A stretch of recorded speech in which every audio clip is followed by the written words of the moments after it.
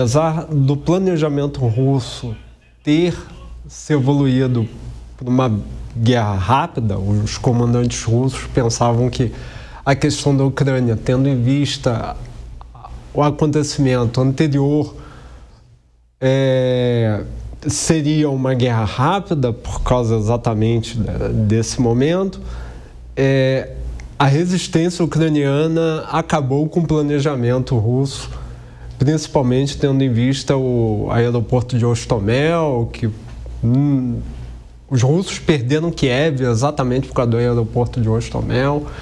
E agora nós temos aí, passado 4 anos, todas aquelas características tradicionais que tínhamos dos russos, que é uma guerra muito calçada pelo uso intensivo da artilharia, o uso da infantaria. Afinal, é o grande rolo compressor da Europa já há uns bons centenas de anos.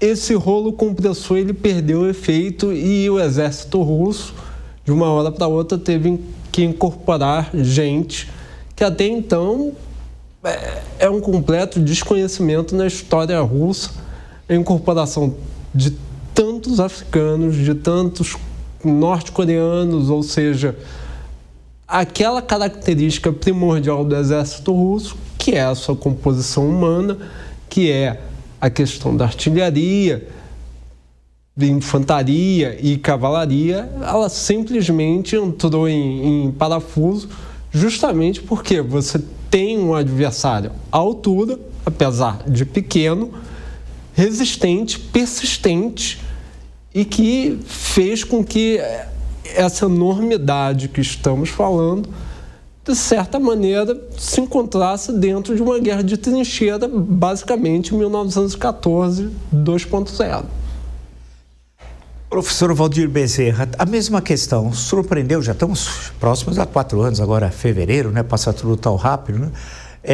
4 anos de guerra Rússia-Ucrânia com dificuldades, apesar dos últimos bombardeios severíssimos que a Rússia fez nesses dias, gerando até um problema energético muito grave na Ucrânia, mas a extensão de 4 anos de guerra? De certo modo, para as autoridades russas que elaboraram a chamada Operação Militar Especial, pode ter surpreendido a duração do conflito de 4 anos. A guerra, inclusive, ela chegou num marco importante do ponto de vista histórico, porque já são mais de 1.418 dias de conflito, e essa extensão já é maior do que a chamada Grande Guerra Patriótica, que é o período em que a Rússia, na verdade a União Soviética naquela oportunidade, lutou contra a Alemanha nazista. Lembremos que a Alemanha nazista invadiu a União Soviética em 22 de junho de 41, o conflito durou até 9 de maio de 45, então o conflito na Ucrânia já é superior em número de dias a esse grande conflito mundial. E existem muitos questionamentos acerca do fato de que não ocorreram, depois dos 6 primeiros meses de guerra, grandes avanços territoriais. E uma questão interessante que o professor Marco Túlio trouxe a respeito de que essa guerra, ela lembra, de certo modo, a Primeira Guerra Mundial.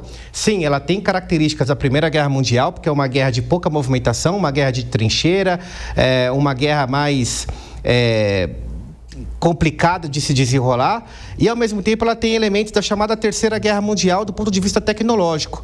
Avanço nos drones, avanço em outras tecnologias missilísticas. A Rússia tem usado mísseis tecnológicos que ela desenvolveu recentemente, por exemplo, o caso do Oreshnik, e isso acabou misturando elementos, e a Rússia, aliás, falando da Primeira Guerra Mundial, quer tentar aplicar à Ucrânia uma espécie de Tratado de Versalhes, o que até agora não acabou acontecendo. Kécio Lemos, a mesma questão, professor. Está surpreendendo a duração do conflito Rússia-Ucrânia? Olá, professor Vila, Valdir, Marco Túlio, boa noite à nossa audiência.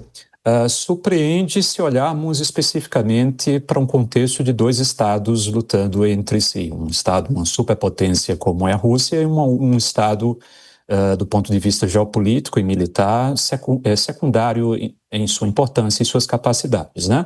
Mas não surpreende se olharmos para o quadro geopolítico mais amplo, de que não se trata apenas de uma guerra entre Rússia e Ucrânia, mas um conflito entre 2 blocos geopolíticos, um conflito que está permeado ou